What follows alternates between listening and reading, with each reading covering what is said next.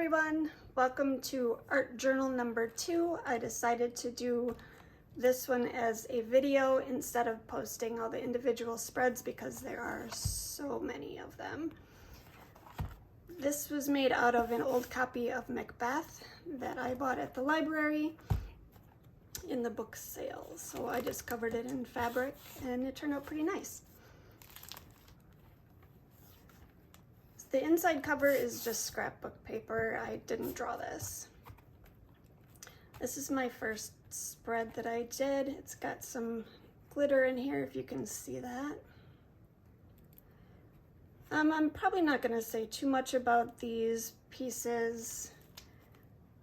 When I started out doing this is metallic here. When I started out doing these, I wasn't really sure what I was drawing. I knew I wanted to do more faces just to get some practice.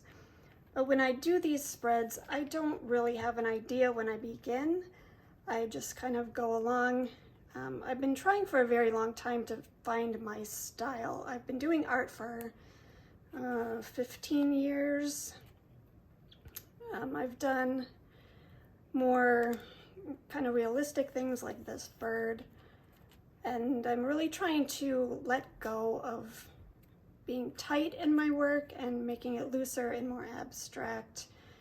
These flowers are I've tried to be a little looser with them, and I don't know, it turned out okay, I guess, but not spectacular. This is a bunch of collage. I printed out some leaves and colored them. This is from magazines. This is scrapbook paper. I just kind of play around with things. This one is kind of different from all my other ones. This is the view out of my out of the room where I have my studio. Basically, it's my front yard. I really liked the colors and wanted to capture those.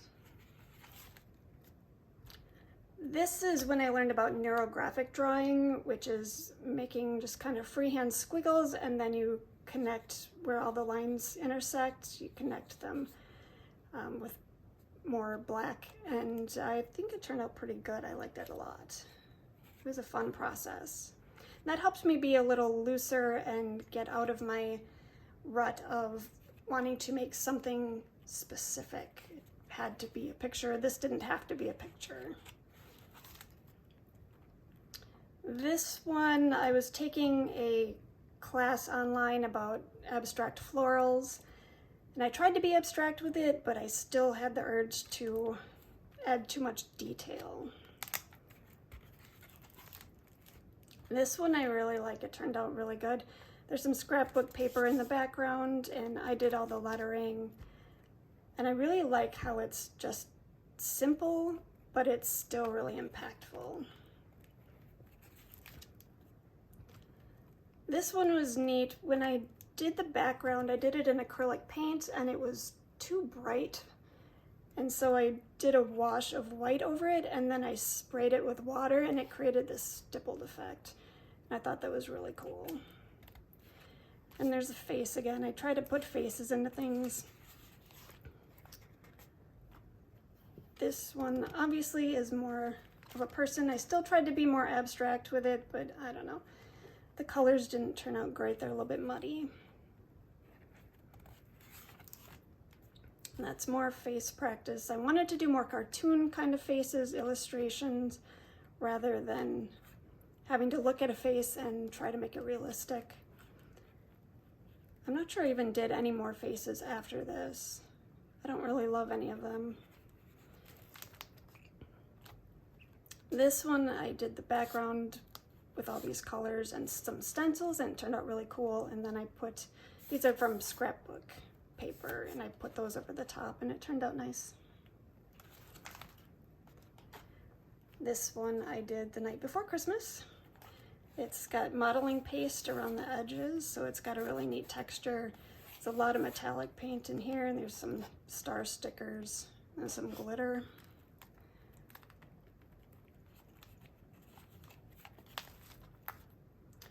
This is a collage of scrapbook papers and some washi tape stickers.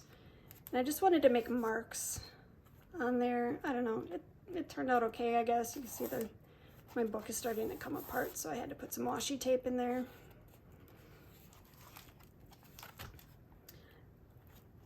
This is when I started to use color palette cards. For Christmas, I got a set of these cards. It comes in a box like this. And these are from Sarah Renee Clark. They're called Color Cubes. And there are 2 of them. I have both of them.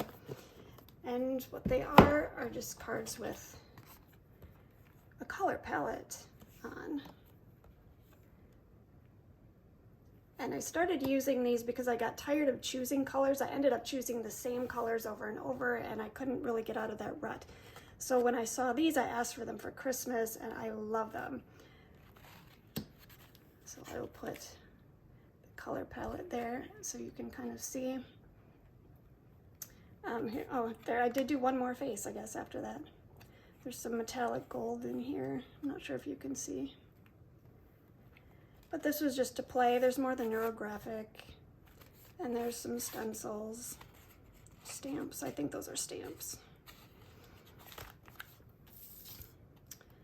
This one, that's this color palette. This was really neat. I had made some papers with my jelly plate, and I cut out these tree shapes and the sun.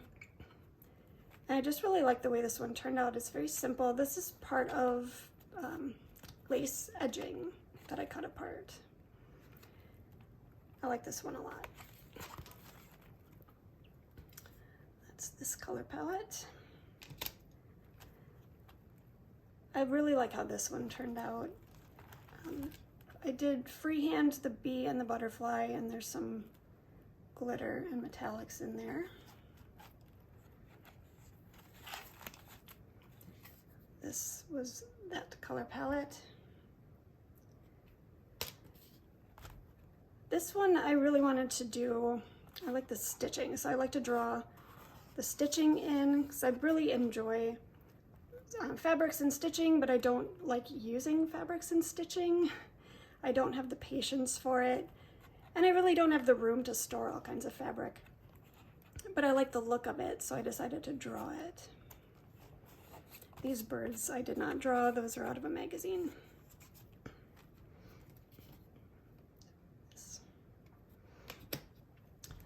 This was just playing around with some florals. I kind of like it. It's sort of almost neonish.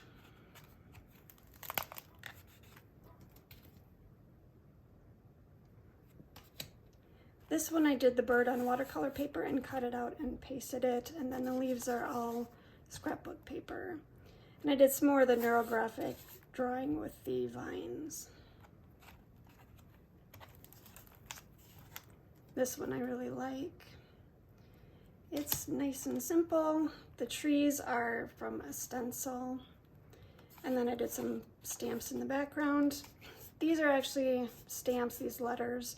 A lot of times I handwrite my own letters, but I got some stamps, and they didn't stamp real well because the paper is so warped from being glued together.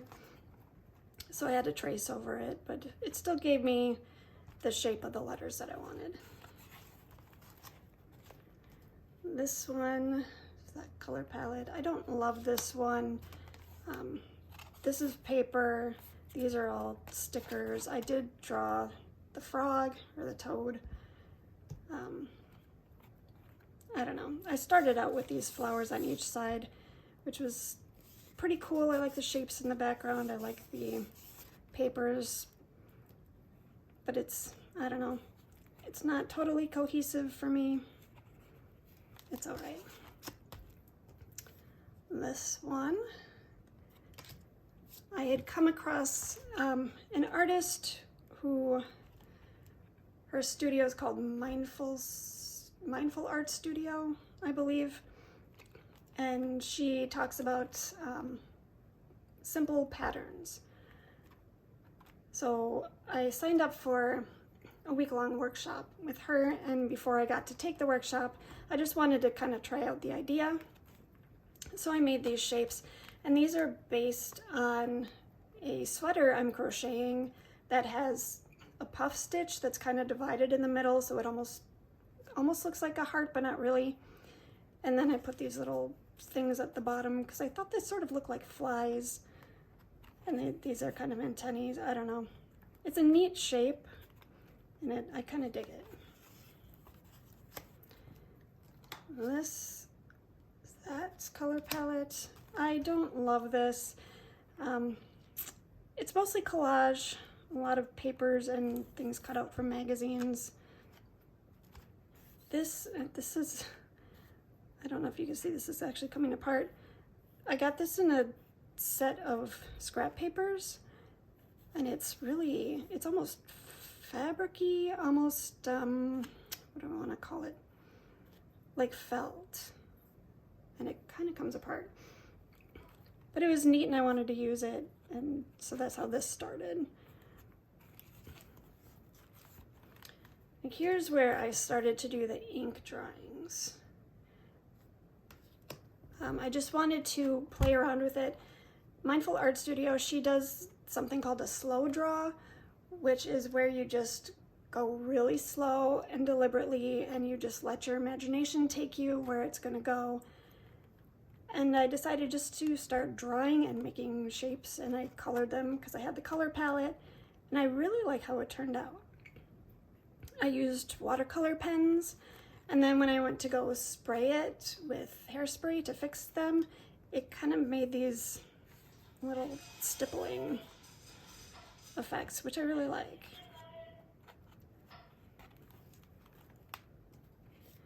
That's this color palette. This is more collage. This is modeling paste with a stencil. This is from a magazine. And this is another one of those papers that I got in the scrap paper packet. It's fuzzy, like velvety, the pattern on it, which is kind of cool. And again, I've got more of the kind of stitching around the edge. So this is when I started the slow draw workshop. It was called Keep It Simple, I believe, for that week is the workshop. And the prompt for that day was the cursive letter L. So I started up here and I started doing all of these L's, and I thought that's really uniform and really boring, and I wanted to loosen up. So I started making them bigger, and I started connecting them with the neurographic technique, and then I glued these papers on the top.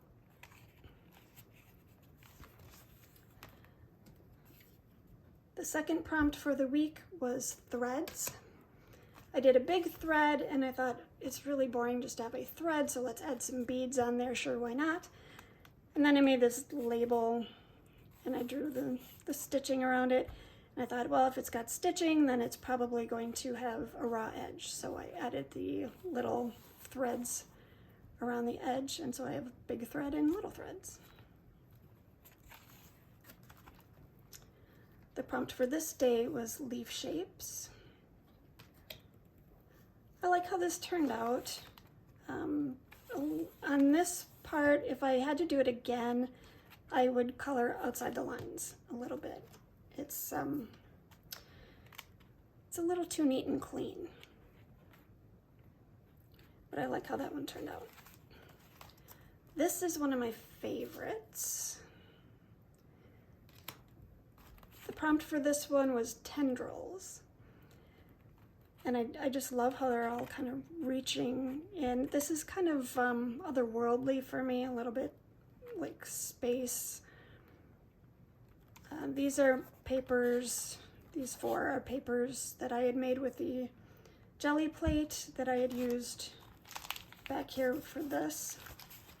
These are the same papers, and then these 2 are scrapbook papers. This one I had a little trouble with. The prompt was journal writing and, what was it, watercolor over the top or something. I can't remember, but I know journal writing was part of that. I don't really like journal writing in my art journals. I like phrases and I like words, but I don't like extensive writing. I ended up putting a whole bunch of Carl Jung quotes in here because I'm kind of really into his philosophies. And then these are tendril practice papers that I did from this day, and I glued those on the top with some scrapbook paper. This one I love. I think the prompt was ink over watercolor. And I actually had done the background, this part, as acrylic before I got the prompt. So she said, you know, ink over watercolor, and I thought, oopsie. So I just added watercolor over the top of the acrylic. It turned out good. And this is what I meant by not coloring inside the lines. I put extra colors in there because I needed to fit the color palette, but I didn't want the shapes to be all colors, so I just kind of did at the edge and I let it bleed out, and I really like the way that turned out. Unfortunately, my workshop was done, so I had to come up with my own stuff. This shape, I was inspired by some clouds that I saw, actually. So I started making that shape, and then I just added these shapes in here because I had added the circles and I needed to fill some space. I like how that turned out. I really like when I added the dark here and here. It kind of makes the whole thing pop. This one is my absolute favorite. It's a neat card to begin with. And the colors are so neat, and I wanted to do a black background because I really liked the drama of the flame here in the dark background. So I started with this background and then I glued these papers on. And I liked the pattern so much that I just continued it into the background. And the circles that I did, it's all ink on here, and then in between it's a gold marker.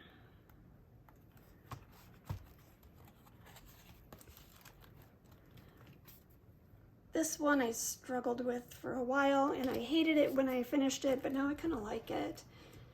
This pattern in the background, it was inspired by a cabinet that I have. It's a mid-century modern kind of pattern with mirrored circles, and it's really neat. So I decided to put that in the background. And then I did these papers here, which is just acrylic, and this kind of flying bird shape, and these are all glitter and metallic. But it still didn't look quite right until I stamped these birds on there. It is kind of a mess, but I kind of like it. This one I absolutely adore. I started with some scrapbook paper that just happened to fit the color palette. I added some paint over the top, and then I did the ink pattern, and I just love the way this turned out, and it was a very meditative process making all the lines. Then we get to the end. That was the color palette for this one. And this, I had no idea what I was doing when I started. I just kept adding things and then adding shadows to the things, and I think it turned out really nice. I like it a lot. And this is that same scrapbook paper as on the inside cover. Well, thank you for coming along with me on the tour of my art journal. See you later.